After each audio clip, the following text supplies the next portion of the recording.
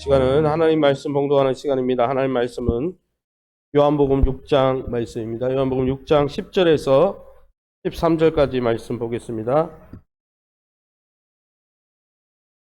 요한복음 6장 10절에서 13절까지 신약성경 152면에 나와 있습니다. 저와 여러분이 한 절씩 교독하겠습니다. 예수께서 이르시되 이 사람들로 앉게 하라 하시니 그곳에 잔디가 많은지라 사람들이 앉으니 수가 5,000명쯤 되더라.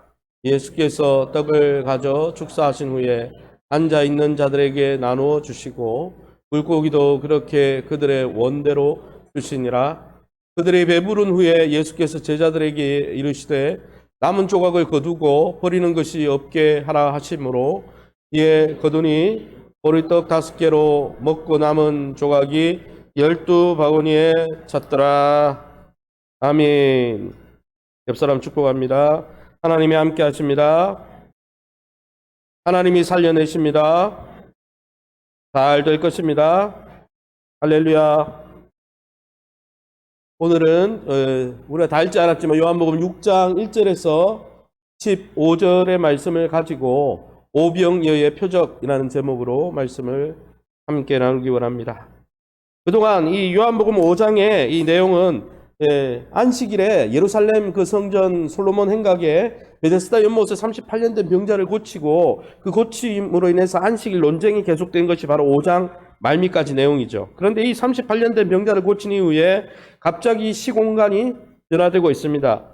사도 요한은 다른 복음서에 기록된 내용을 다 생략하고 갑자기 오병이어 사건을 등장시키고 있는 것이죠. 시간적으로는 6월절이라 했기 때문에 38년 된 병자가 가을 초막절에 고쳐졌으니까 한 6, 7개월 지난 것이죠. 그래서 38년 된 병자를 고친 그 다음에 봄 6월절인 것이죠. 이 6월절은 성경학자들에 의하면 AD 29년 봄쯤으로 생각하고 있습니다. 예수님이 6월절에 돌아가셨으니까 십자가 지기 딱 1년 전에 있었던 사건입니다. 사건의 장소도 더 이상 예루살렘이 아닙니다.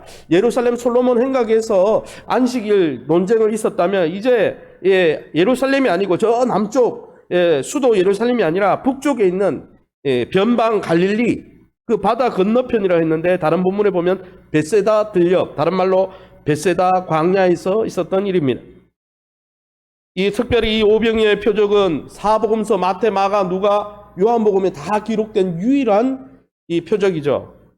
중요하니까 다 기록이 있겠죠. 그러면 이 네 복음서에 기록된 오병이어의 표적을 사도 요한이 기록하면서 초대교회, 에베소 교회에 하고 싶은 말, 또 이 시대를 살아가는 우리 성도들에게 하고 싶은 메시지는 무엇이겠습니까?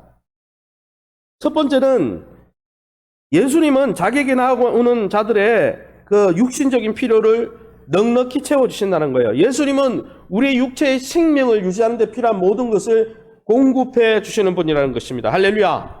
안식일의 논쟁의 핵심이 뭐였습니까? 예수님은 메시아인데 어떤 메시아예요? 생명의 권세를 가지시고 심판의 권세를 가지신 생명의 권세를 갖고 있으니까 살리는 분이죠. 그래서 오늘 이 오병이어 사건을 통해서 예수님께 나오는 사람들의 그 생명의 필요를 채워주시고 살려주시는 분이 바로 우리 예수님이라고 사도 요한은 연결해서 설명하고 있는 것이죠. 요한복음 6장 1, 2절 말씀 우리 함께 한 목소리로 읽어보겠습니다. 그 후에 예수께서 디베라 갈릴리 바다 건너편으로 가심에 큰 무리가 따르니 이는 병자에게 행하시는 표적을 보았음이로라. 이 본문에 보면 큰 무리가 예수님이 갈릴리 바다 건너편 벳세다 광야로 벳세다 산으로 올라갔는데 예수님을 따르기 위해서 큰 무리가 따랐다는 거예요. 그 무리는 어떤 무리입니까? 와, 예수님이 메시아구나, 예수님이 구원자구나, 예수님을 통해 하나님과 관계를 회복해야지. 아니요, 그런 소망으로 따랐던 게 아니에요. 2절에 뭐라고 되어 있습니까? 큰 무리가 따랐는데 왜냐하면 병자들에게 행하시는 표적을 보았기 때문에.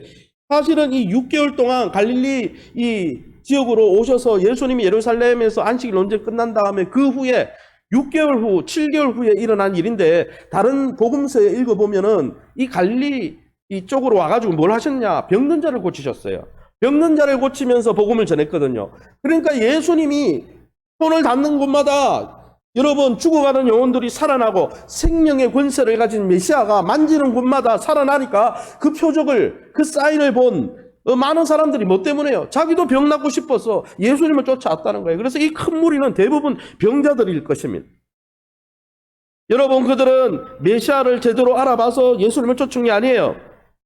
그냥 표적을 보고 사람들이 치유가 되고 회복되어지고 건강해지고 하니까 나도 건강해지고 싶어, 나도 육체의 생명을 누리고 싶어. 그러니까 잘 몰랐지만 고치는 분이니까 예수님께 나온 것이죠. 예수님은 그 표적을 통해 그들이 알고 있는 모세의 선지자보다, 모세보다 더 큰 기적을 행할 수 있는 존재로 자기를 계시하셨습니다. 그럼 예수님은 자기를 어떻게 계시하셨습니까? 한번 따라할까요? 예수님은 생명의 근원이요, 생명의 필요를 채워주시는 분입니다. 왜요? 생명의 권세를 붙들고 있는 메시아, 생명의 권세, 심판의 권세를 주신 분이 바로 요한복음 5장에 나오는 내용이잖아요. 그 생명의 권세로 뭐 하시냐? 우리를 살리고 세워주신다는 거예요. 어떻게 먼저 살리셨습니까? 요한복음 6장 3절 말씀입니다. 예수께서 산에 오르사 제자들과 함께 거기 앉으셨다 그랬어요. 벳세다 들판을 산이라고 묘사했는데 어쨌든 많은 무리가 나왔는데 그 많은 무리를 도외시하거나 도피하거나 피하지 않고 거기에 계셨다는 거예요. 그들을 맞이하셨다는 거예요. 마태복음 14장에는 같은 본문에 뭐라고 되어 있냐면 따로 빈들에 가셨는데 무리가 듣고 여러 곳로부터 걸어서 따라간지라. 엄청난 무리가 예수님을 쫓아서, 왜요? 병든 자를 고쳐주시니까.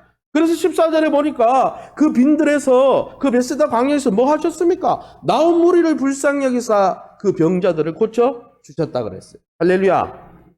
사랑하는 성도 여러분, 주님은 그 생명의 권세로 오늘도 우리의 육신의 여러분 고통 가운데 있는 성도들과 연약한 성도들, 믿음이 없어도 하나님 또 뭐 여러 가지 이유가 뭐 어떤 이유로 나왔습니까? 고쳐달라고 나온 거잖아요. 예수님이 메시아고 왕이고 이건 잘 몰라요, 이분들이. 그냥 고침받으러 나왔을 때 그들을 그냥 안으시고 영접해 주시고 불쌍히 여겨주셔서 고쳐주셨다는 거예요. 주님은 오늘도 우리 육신의 질고와 고통 가운데 우리를 고치사 우리의 생명이 넘치도록 부어주시는 생명의 권세를 가진 메시아인 줄 믿으시기 바랍니다.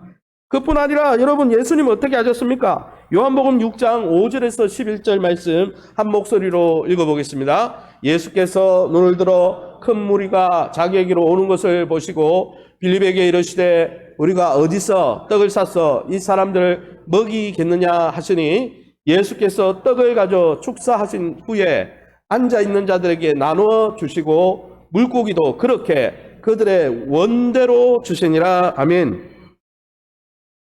여러분, 병자들을 고쳐주셨으면 그것만 해도 족하죠. 여러분, 육신의 질병이 나와서 생명을 누리는 게 그것만 해도 하나님의 은혜입니다. 그런데 예수님은 눈을 들었다 그랬어요. 눈을 들어 봤다는 거예요. 뭘 보셨다는 거예요? 이거는 부대 상황절로 여러분 웬구문으로 돼 있죠. 영어로 보면은 예수님이 그 다음에 일어나는 여러 가지 오병이어를 일으키는 핵심적인 원인이 뭐냐? 눈을 들어 봤더니 큰 무리가 자기를 따르고 있는데, 이 요한복음에는 설명이 안 됐지만 다른 사복음서에 보면 이미 저녁이 되어가지고 빈들이에요. 광야예요. JS 편의점 CU 없습니다. 여러분, 그 뒤 이 광야에는 아무 사람이 없어요. 지금도 가보면 그 벳세다 광야에는 팔복 교회만 있지 실제로 정말 많은 사람들이 사는 곳은 갈릴리 호수 밑쪽이거든요. 그러니까 이 광야에 와서 많은 사람들이 병 고친 건 좋은데 때가 된 거예요. 그래, 육체에 여러분 생명을 가진 존재들이 얼마나 배가 고프겠습니까? 그 상황을 보시고 주님이 물으셨습니다. 어디서 떡을 샀어? 어디서 이 사람들을 먹이겠느냐? 주님의 필요는 뭐예요? 그들의 육체의 질병을 고쳐서 생명을 누리게 할 뿐 아니라 그들의 그 배고픔도 채워주길 원하신다는 거예요.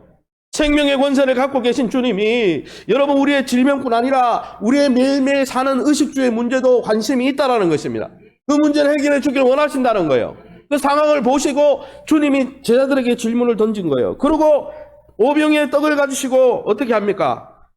직접 어디서 어떤 능력으로 이 사람들을 먹이겠느냐 하셨는데, 주님이 주님의 능력으로 기도하시고 나눠주시는데 어떻게 나눠주셨어요? 자기가 원하는 만큼 나눠주셨다는 거예요. 너는 요만큼밖에 안 돼. 다음 사람 있으니까. 그게 아니라 원하는 만큼 나눠주고도 12강주리가 남았다는 거예요. 사랑하는 성도 여러분, 주님은 주님을 찾는 자들, 그가 얼마나 믿음이 있는지, 그가 직분이 무엇인지 그런 관심 없어요. 주님은 주님께 갈망이 있어서 육체의 생명의 필요가 있어서 나오는 자들을 배부르고 먹고 남을 정도로 베풀어 주시고 그들의 질병이 있으면 질병을 고쳐 주신다는 거예요. 오늘도 우리의 육체적인 필요를 생명의 권세를 가지고 넘치도록 채우시는 그 주님을 만나시기 바랍니다. 비록 예수님을 쫓는 자들이 병 고치려고 왔지만 예수님을 메시아로 믿으러 온 건 아니에요. 동기는 바로 된 건 아니지만은 그들의 어려움과 필요를 주님이 해결해 주셨습니다. 오늘도 주님은 주님을 찾는 자들을 언제든지 환영해 주시고 환대해 주신다는 것이죠. 우리에게 생명을 주시고 우리의 육체의 생명이 유지될 수 있도록 징병도 고쳐주시고 우리의 의식주의 문제도 해결해 주시고 우리의 앞날을 축복하시는 그 주님 앞에 나가서 생명의 권세로 우리의 생명의 풍성함을 누리도록 축복하시는 주님의 은혜를 누리시는 저와 여러분 될 수 있기를 예수님 이름으로 축원합니다. 요거는 이제 큐티적인 관점이죠. 이 본문을 봤을 때 주님이 그러실 수 있다. 그래서 안 믿는 사람이라도 어떤 사람이라도 주님 앞에 나오면 이런 도움을 받을 수 있으니까 우리 믿는 우리는 얼마든지 이 도움을 받을 수 있는 것이죠. 할렐루야. 예배 가운데 여러분의 가정의 필요들이 채워지시기를 예수님 이름으로 축원합니다. 왜요? 주님이 그렇게 채우기를 원하시니까요. 두 번째는 저는 이 본문을 보면서 첫 번째는 세상 모든 사람에게 주는 메시지는 뭘까? 주님 앞에 나오기만 하면 주님이 육체적인 생명의 권세를 갖고 있으니까 그 생명을 유지하는 데 필요한 질병을 고치시기도 하시고 우리의 배고픔을 채워주신다. 이거는 어떤 사람에게나 다 적용되는 거예요. 그런데 묵상하다가 하나 깨달은 것은 만약 우리가 믿는 신자라면 제자라면 제자인 우리에게 하시는 말씀은 무엇일까? 묵상하다가 사도 요한을 통해서 우리에게 제자인 우리들에게 주시는 아까는 세상 모든 사람들에게도 해당되는 것이죠. 그러면 제자들에게 신자인 우리에게 주시는 메시지는 무엇입니까? 신자들은 하나님의 공급하심을 확신함으로 우리가 직면한 현실을 핑계로 나눔과 섬김을 멈춰서는 안 된다는 것을 사도 요한은 우리에게 말씀해 주고 있습니다. 그것이 무슨 말입니까, 목사님? 요한복음 5절 6절을 한번 우리 함께 읽어보겠습니다. 파란 글씨로 된 부분만 읽어보겠습니다. 눈을 들어 큰 무리가 자기에게 오는 것을 보시고 우리가 어디서 이 사람들을 먹이겠느냐? 친히 어떻게 하실지를 아시고 빌립을 시험하고자 하심이라. 아멘. 유독 이 요한복음에만 다른 복음서에도 예수님이 제자들과 이 오병이어 사건 때 대화를 한 사건이 나옵니다. 그런데 유독 사도 요한만 뭐라고 했냐면 예수님이 이미 어떻게 하실지 오병이어 이적을 일으킬지 다 알고 방법도 다 알고 있어요. 하나님의 능력도 다 알고 있어요. 그런데 제자들을 시험하셨다는 부분은 이 사도 요한복음에 요한복음 말고는 안 나와요. 그러니까 사도 요한은 지금 이 메시지를 통해서 이 오병이어 사건을 통해 믿는 제자요 성도요 신자인 우리에게 하나님은 늘 우리의 일상 가운데 우리를 시험하길 원하신다는 것을 알 수 있습니다. 목사님, 시험하는 게 뭘까요? 시험하는 게 뭘까요? 하나님이 우리를 가만히 놔두면 되는데, 잘 성장하게 다독거려 주면 되는데, 유혹하고 미혹하고. 이 시험하다는 단어를 제가 찾아보니까 무슨 뜻이냐? 한번 따라합시다. 조사하다. 뭘 조사하는 거예요? 예수 그리스도에 대한 믿음이 있는지, 제자들의 믿음이 있는지 조사하길 원하셨다는 거예요. 제가 예전에 아니라 몇 달 전에 교회에 놓을 꽃을 사러 갔다가 그 꽃 주인분이 꽃을 많이 샀더니 뭘 줬냐면은 토마토가 열린 화분 하나를 줬어요. 제가 물을 주면서 뭘 항상 지켜봤을까요? 그 열매가 얼마큼 더 컸을까? 바로 재보기도 하고. 근데 1층에 놔뒀더니 다 시들어 죽더라고요. 그래서 저희 옥상에 6층에 올려놨거든요. 열매가 여러 개가 열렸어요. 물을 주면서 열매가 얼마나 열렸는가 매일 가보는 거야. 열어보고 또 열어보고 또 열어보고. 하나님도 그러신 것이죠. 여러분 믿는 우리의 믿음이 얼마나 자라는지 매일매일 사랑하기 때문에 관심이 있기 때문에 확인하길 원하신다는 것입니다. 할렐루야. 여러분 예수님은 사실은 이 질문을 하기 전에 어디서 무엇을 가지고 어떤 능력으로 이 사람을 먹이겠느냐 사실은 다 하나님의 능력을 할 걸 방법도 알고 다 알고 계세요. 굳이 물을 필요가 없어요. 몰라서 묻는 게 아니에요. 왜 물었습니까? 시험하길 원하셨다는 거예요. 우리의 믿음이 제자인 우리의 믿음을 항상 점검하고 얼마나 자랐는지 조사하길 원하신다는 것이죠. 그러면 예수님과 함께한 제자들이 예수님에 대해서 얼마나 알고 믿고 있었을까요? 여러분 제자들은 가나 혼인잔치에서 물이 다 떨어졌는데 포도주로 변한 거 제자들만 봤거든요. 알고 있어요. 가나 두 번째 표적이 뭡니까? 왕의 신하의 아들이 죽었는데 가지도 않고 말씀했는데 살아난 것도 봤어요. 38년 된 병자, 꼬질꼬질한 병자, 아무도 고치지 못한 병자를 그냥 말씀만으로 고치는 것도 봤습니다. 이 외에도 많은 표적들을 봤다고 성경은 여러분 이야기하고 있습니다.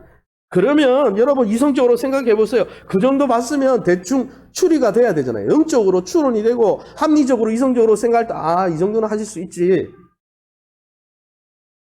그런데 예수님의 제자들의 대답이 무엇입니까?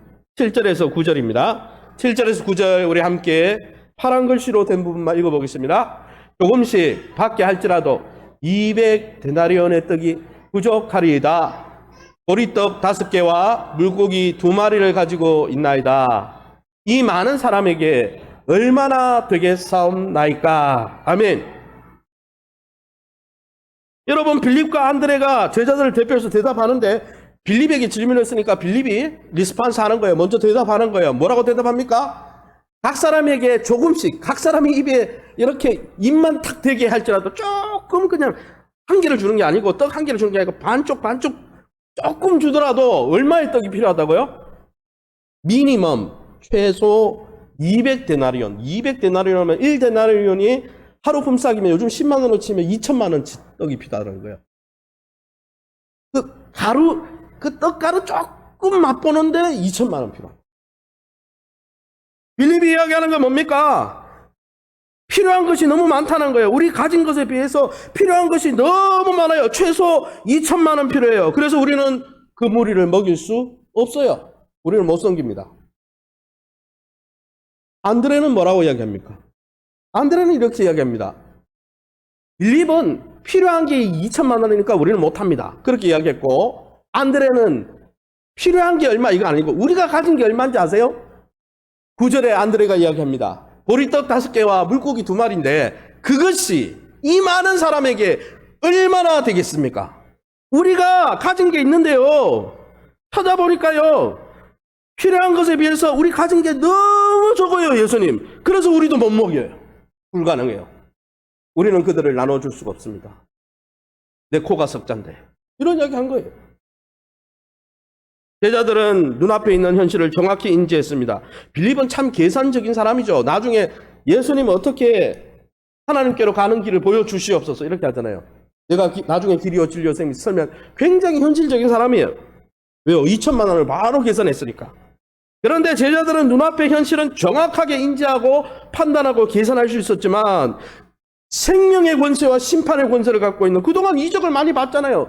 예수님의 그 권세와 능력은 제대로 인지하지 못하고 있다는 거예요. 계산하는데 눈앞의 현실도 계산해야 되지만 하나님의 능력도 계산해 넣어야지. 그걸 계산 못하는 거예요. 현실만 보는 거예요. 여러분 눈앞에 본 현실만 보고 나 못한다고 하는 건 세상 사람이지. 하나님 안 믿는 사람이지. 제자들의 시선은 항상 눈앞에 있는 현실만 봤습니다. 내가 할 수 없으면 누구도 못해? 예수님도 못해 이거예요 지금. 예수님 물었잖아요. 예수님이 그렇게 행하는 걸 봤잖아요. 예수님이 생명의 권세가 있는 거를 표적을 통해 봤잖아요. 그러면은 나는 할 수 없지만 예수님은 가능합니다. 이렇게 이야기해야지. 내가 계산해 보니까 안 되니까 예수님도 손도 대지 마세요. 이렇게. 내가 보니까 현실적으로 안 돼요. 하나님도 안 돼. 내가 안 되면. 그런 이상한 논리를 펴니까. 믿음이 없는 거예요. 제자들이 옆에 있으면서도 예수님에 대한 믿음이 없는 거예요. 하나님 아버지로부터 생명의 권세를 위임받은 메시아라는 사실을 안식일 논쟁을 통해 그렇게 많이 들었는데 표적을 많이 경험했는데 잊고 있는 거예요 지금.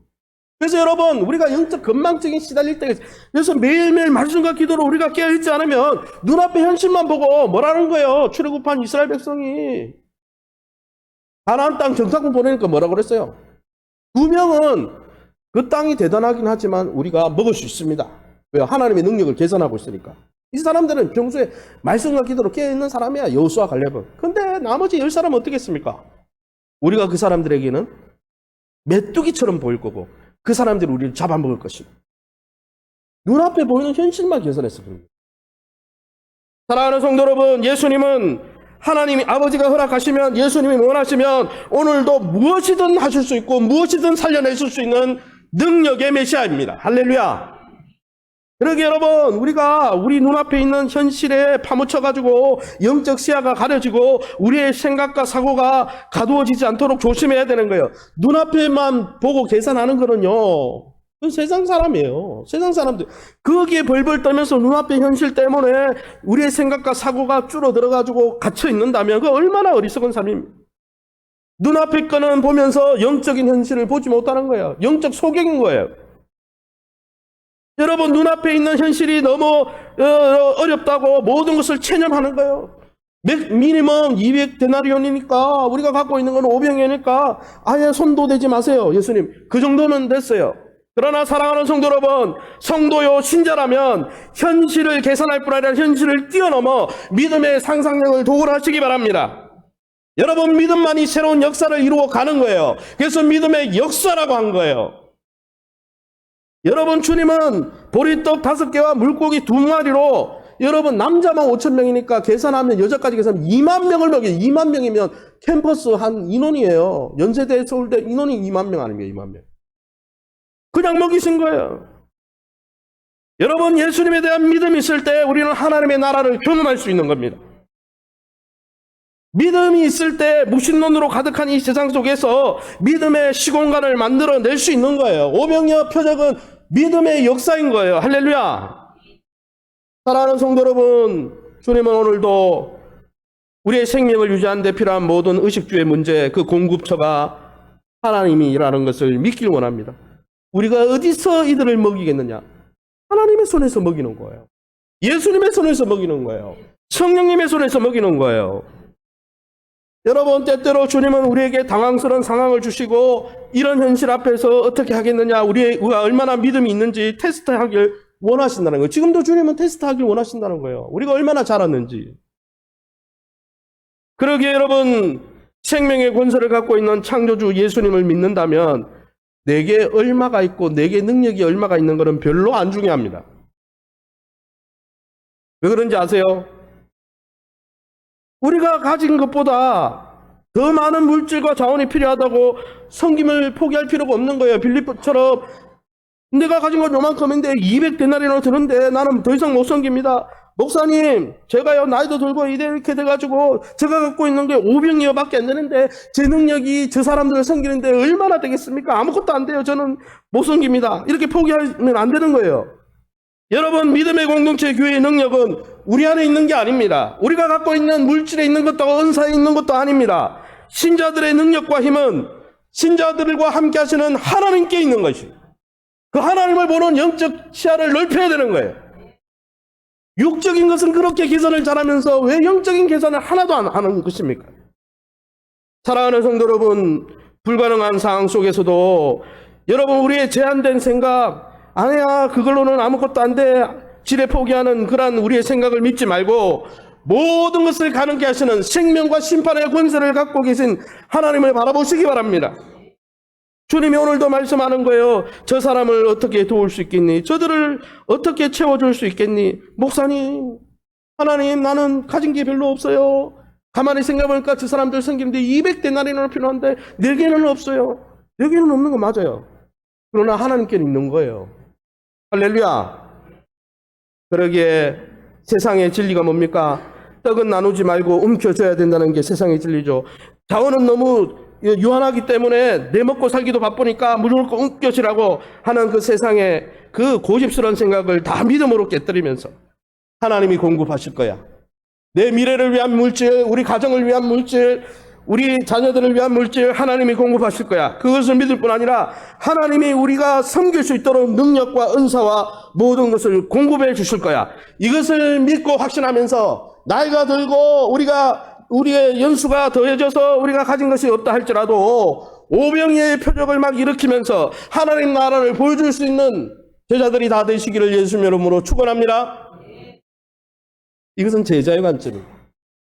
묵상하다 보니까 일반 환자들의 관점, 제자들의 관점, 제자들에게는 이걸 요구하시는구나. 세 번째는 예수님은 어떤 말입니까? 예수님의 관점에서 이 본문에 사도 요한은 무엇을 이야기하고 싶었을까? 세 번째 게 제일 중요한 거죠. 그러면 예수님의 관점에서 우리에게 주시는 메시지가 무엇입니까? 우리 같이 읽어봅니다. 시작. 오병이의 표적을 통해 메시아임을 깨달았다면 예수님을 주인으로 영접함으로 하나님과의 관계를 회복하고 누려야 합니다. 여러분, 예수님은 생명의 권세를 갖고 있는 메시아입니다. 그래서 우리의 질병도 고쳐주시고 우리의 배고픔도 채워주십니다. 그러나 여러분, 예수님은 우리의 육체의 생명만 유지케 하시는 분이 아니라 우리의 영적 생명, 하나님과의 관계를 회복시키는 분임을 믿으시기 바랍니다. 주님의 관점은 이거라는 거예요. 여러분, 생각해 보세요. 많은 사람들이 배고파가지고 저녁에 못 먹는 걸 보면서 예수님이 오병이어의 표적을 일으켰습니다. 근데 세 가지 메타포가 있어요. 세 가지 메타포가 뭐냐? 유월절이 있었어요. 그리고 벳세다 산이 아니고 다른 본문에 보면 광야에서 있었어요. 그리고 오병이어 중에 오늘 성경에 보면 다른 본문에서는 물고기와 떡을 가지고 축사하셨다는데 오늘 본문에는 떡만 표현하고 있어요. 떡을 가지고 축사하셨어요. 그리고 뒤에 떡에 대한 이야기를 계속하고 있습니다. 그러니까 생각해보세요. 유월절이고 광야고 떡의 기적이 나타났어요. 이걸 먹었어요. 사도 요한은 유월절이라는 이야기를 일부러 하는 거거든요. 여러분, 유월절에 광야에서 떡 먹은 거 유대인들이 뭘 기억날까요? 유월절에 출애굽한 이스라엘 백성들이 출애굽기 16장에 보면 광야에 이르러서 떡과 고기가 없다고 이집트로 돌아갔으면 좋겠다고 했을 때 하나님이 모세를 통해 무엇을 부어주십니까? 만나와 메추라기. 메추라기가 지금으로 치면 물고기 대용이고 만나는 떡이죠. 만나의 뜻이 What's this? What's this? 이거잖아요. 이게 뭐냐? 그게 만나라는 뜻이잖아요. 어쨌든 떡이었어요. 아, 유월절 광야? 떡! 그러니까 이 사람들이 갑자기 머리가 먹으면서 팽도온 거예요. 아, 모세! 신명기 18장에 모세가 나하고 비슷한 선지자가 일어난다고 그러는데 그 선지자 아니야? 그래서 모세가 오리라고 약속했던 그 선지자라고 이제 큰 무리가 급기야 흥분하기 시작하는 거예요. 이 사람들은 거의 다 환자였을 거예요. 왜요? 표적을 보고 치유받으러 왔으니까. 그런데 이 놀라운 유월절에 일어난 광야에서 일어난 떡의 기적을 보면서 모세를 떠올렸고 모세가 이야기한 메시아를 떠올리기 시작했습니다. 그것이 14절입니다. 그들의 반응이 무엇입니까? 같이 읽어봅니다. 시작. 그 사람들이 예수께서 행하신 이 표적을 보고 말하되 이는 참으로 세상에 오실 그 선지자라 하더라. 예, 밑에 부분 읽어보겠습니다. 파란 글씨만. 모세를 믿었더라면 또 나를 믿었으리니 그가 내게 대하여 기록하였습니다. 아멘. 밑에 나오는 요한복음 5장 46절 47절 본문은 예루살렘 종교 지도자들과 안식일 논쟁 때문에 다투다가 이 5장의 마지막 말미입니다. 모세가 내가 그 선지자라고 기록했는데 너희는 모세를 안 믿으니까 내가 그 선지자 메시아인 것을 믿지 못한다. 그런데 그 다음 사건이 바로 오병이어 사건으로 이어지면서 모세가 했던 이적을 예수님이 일으키면서 실제적으로 먹고 보면서 이 사람들이 뭘 깨달은 거예요? 그 선지자구나. 흥분하기 시작한 것이죠. 흥분하면서 그들이 한 행동이 무엇입니까? 15절입니다. 우리 15절을 한 목소리로 읽어보겠습니다. 그러므로 예수께서 그들이 와서 자기를 억지로 붙들어 임금으로 삼으려는 줄 아시고 다시 혼자 산으로 떠나가시니라. 아멘. 이 본문에 보니까 메시아구나. 바로 모세가 보내기로 했던 모세와 비슷한 그 모세 역할을 해준 선지자구나. 그러고 이 사람들의 떠올린 건 뭡니까? 모세가 이집트의 압제에서 물론 하나님의 능력 때문이지만 유월절이 아니라 10가지 재앙과 유월절을 통해서 여러분 독립시켰잖아요. 당시의 유대인들은 로마 정권 아래 속국으로 있었습니다. 무엇을 원했을까요? 이 유대인들이. 모세가 이집트에서 그 강한 이집트에서 해방시켰잖아. 우리도 정치적으로 해방시켜줄 메시아가 필요해. 왕으로 삼자. 그런데 이 요구를 했을 때 예수님의 반응이 뭡니까? 임금으로 삼으려는 줄 알고 다시 혼자 산으로 도망갔다는 이야기예요. 그리스도 메시아로 그 선지자로 오신 예수님의 역할은 이게 아니라는 겁니다. 맞았으면은 예루살렘 입성해가지고 전복을 시켜야 되죠. 로마 정권을. 여러분, 그들을 피해 떠나셨습니다. 왜요? 그들이 잘못된 기대를 갖고 있기 때문이에요. 여러분, 모세처럼 이집트의 압제에서, 로마의 압제에서 자기들을 구원해줄 정치적인 메시아를 계속 기다렸습니다. 아, 예수님이 오시면, 메시아가 오면 우리를 해방시켜 줄 거야. 그런 메시아를 기대했는데 나중에 예수님이 하시는 말씀을 가만히 들어보니까 자기는 그런 일 안 한대. 죽으러 왔대. 예수님이 자기 입맛대로 조정이 안 되자 예수님은 어떻게 합니까? 십자가에 못 박으라 한 거예요. 여러분, 중요한 것은, 신앙생활 할 때 중요한 것은 내가 예수님에 대한 내 환상이 어떤가, 그건 안 중요해요. 성경적인 메시아, 성경적인 예수님이 어떤 예수님인가가 중요한 거예요. 여러분, 연애할 때도 연애 편지 열심히 쓰잖아요. 그래서 연애 편지 쓸 때는 이런 경험이 있었어요. 연애 편지를 쓸 때는 너무 행복해. 막 내가 그리는 연인상을 막 써넣어. 그런데 실제로 만났어, 그 사람을. 만나가지고 교제해 보면은 실제로 내가 갖고 있던 연애 이성관과 매칭 안 되는 부분이 많으면은 마음이 어떻게 됩니까? 설레임이 더 이상 안 설레요. 더 이상 만나기 싫은 거예요. 왜? 내 기대치와 다르기 때문에. 펜팔을 하면 주로 그래요. 해보세요. 여러분, 이 유대인들이 그랬다는 거예요. 예수님이 오시면, 메시아가 오면 우리를 정치적으로 모든 면에서, 물질적인 면에서 모든 것을 해방시켜주고 자유케 하고 그렇게 해줄 거야. 다윗처럼 강력한 왕권을 통해 잘 살게 해줄 거야. 그것만 기대하고 있었는 거예요. 근데 예수님은 그런 기대를 요구하는 사람들을 피하셨습니다. 내가 진짜 온 것은 그것 때문이 아니야. 로마를 전복시켜서 너희를 자유케 하는 게 아니야. 메시아 하늘 왕권을 세상적인 동기와 목적으로 이용하려고, 예수님을 이용하고 조종하려고 하는 무리의 요구를 용납하지 않았다는 거예요. 그들이 바라는 메시아가 될 수 없었기 때문이죠. 무리가 예수님을 억지로 유대인을 왕으로 삼으려 했지만 그래서 그 자리에서 도망가신 거예요. 여러분, 그 선지자 메시아는 정치적인 메시아, 우리의 육신적인 필요만 채워주는 메시아가 아니라는 거예요. 그럴 거면 왜 예수님이 십자가에 죽으십니까? 그러면 오늘 이 메시아의 이름이 무엇입니까? 사도 요한은 이 메시아, 그 선지자를 어떻게 설명하고 있습니까? 다른 성경에 보면 랍비로, 주여, 여러 가지 그리스도, 여러 가지 표현을 하는데 이 성경에 오늘 본문의 오병이의 사건에 그 메시아로 오신 그분을 뭐라고 이야기합니까? 9번이나 강조하는 메시아에 대한 호칭이 있는데 예수라는 표현입니다. 예수가 무슨 뜻입니까? 목사님, 그건 이름 아닙니까? 이름. 예수라는 뜻은요, 마태복음에 한번 따라합시다. 자기 백성을 저희 죄에서 구원할 자, 죄에서 건져서 하나님과의 관계를 회복시켜서 영적 생명을 누리게 하는 자, 그게 메시아라는 뜻입니다. 할렐루야. 그게 예수라는 뜻입니다. 여러분, 이 성경 본문에 보세요. 예수께서 디베라 바닷가에 가시되 예수께서 3절에 산에 오르사 5절에 예수께서 계속 예수님을 한 번도 다른 호칭을 안 쓰고 예수로만 묘사하고 있어요. 의도적으로 9번이나 썼어요. 그 메시아는 예수다라는 거예요. 하나님의 세상 죄를 지고 가는 하나님의 어린 양으로 속죄제물로 화목제물로 오셔서 우리 죄가를 다 해결하시고 하나님과의 관계를 회복시키므로 죄 때문에 우리가 영적으로 죽어 있었는데 우리를 영적으로 살리는 메시아라는 거예요. 이걸 믿어야 된다는 거예요. 이것 때문에 예수님 오셨다는 거예요. 나머지 육체적인 필요를 채워주는 건 그건 부수적인 거라는 거예요. 할렐루야.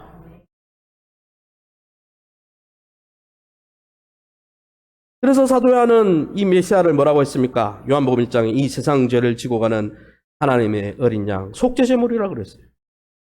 여러분, 세상 죄를 지고 가는 하나님의 어린 양, 예수님의 역할에 감사하며 여러분은 하나님과의 관계 회복에 힘쓰고 있습니까? 예수님을 찐으로 환영하고 영접하는 방법은 예수님이 오신 목적대로 예수님을 예우하는 것입니다. 예수님은 하나님과의 관계에서 우리가 죽어 있기 때문에 에베소서 2장 1절에 우리 죄로 죽어 있는데 죽은 우리를 다시 살리사 하나님과의 관계를 회복시키기 위해서 그것 때문에 오신 거예요. 그것 때문에 십자가 지신 거예요. 아니면 뭐 로마에 가가지고 전복시켰겠죠, 진짜. 사랑하는 성도 여러분, 이제 말씀을 정리할까 합니다. 저와 여러분은 무엇 때문에 예수님을 따르고 있습니까? 예수님 때문에 일어나는 표적, 육신의 질병을 고치는 그것도 필요하죠, 때로는. 예수님 때문에 우리의 의식지 문제가 해결되고 우리의 배고픔이 채워지는 그것도 필요합니다. 주님이 안 주는 건 아니에요. 그러나 그것은 예수님의 본질적인 사역은 아니라는 거예요. 저와 여러분은 예수님을 통해 무엇을 얻길 원해서 예수님을 쫓고 있습니까? 물질적이고 세상적인 욕구를 예수님을 통해 체험받기 위해서 쫓고 있습니까?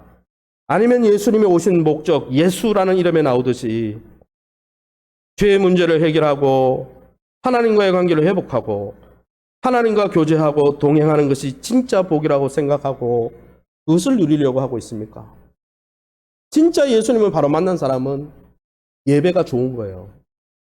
말씀과 기도가 좋은 거예요. 왜요? 예수님이 주시려고 한 복이 하나님과의 관계가 회복되어서 하나님과 친밀한 교제를 하는 거, 하나님의 친백성 자녀가 되어서 하나님이 우리를 돌보시는 하나님 나라 복을 누리는 게 진짜 복이라는 걸 알기 때문이죠. 6월절 베스다 광야에서 보여주신 오병이의 표적을 통해서 예수님이 메시아임을 인지할 뿐 아니라 그 예수님을 우리의 육체의 필요와 우리의 육체의 세상적인 소원을 만족시키는데 이용하려 하지 말고 조종하려 하지 말고 예수님을 통해서 정말 받아야 될 복, 하나님과의 관계를 회복하고 하나님과의 관계를 엔조이하고 진짜 엔조이 될 것은 예배를 엔조이하고 기도를 엔조이하고 아멘 할 때까지 말씀을 엔조이하고 주님과 동행하는 걸 엔조이하고 주님을 닮아가는 것을 엔조이하고 그게 진짜 복이라니까요. 믿으시면 아멘. 저와 여러분이 예수님을 통해 하나님과의 관계를 회복하고 하나님을 왕으로 모시고 하나님이 우리를 자녀로 돌보시는 하나님 나라의 찐 복을 누리시고 그것을 증거하시는 저와 여러분 다 될 수 있기를 예수님 이름으로 축원합니다. 제가 한번 기도하겠습니다.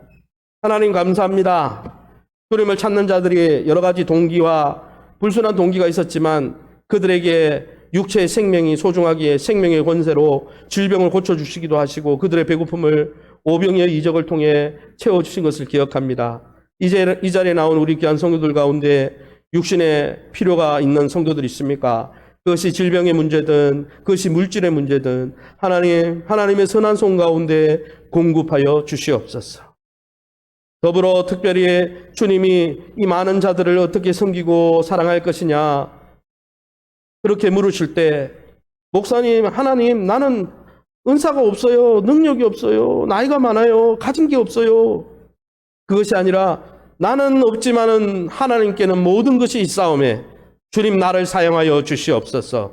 믿음으로 고백하며 주님 앞에 서는 날까지 여호수아 갈렙처럼 끝없이 섬기며 영적 청년성을 회복하고 열정적으로 섬기게 도와주시옵소서. 무엇보다도 주님이 우리에게 허락해 주신 복 친히 살찌고 피 흘리셔서 하나님과의 관계를 회복시켜 주셨는데 이 평강을 누리게 도와주시고 이 하나님과의 관계를 매일매일 엔조이하게 도와주시고 그것이 내 인생의 목적이요 기쁨이 되어서 하나님 나라의 축복 매일매일 천국을 경험하게 도와주시옵소서. 모든 영광 하나님께 돌려드리며 예수 이름으로 기도합니다. 아멘.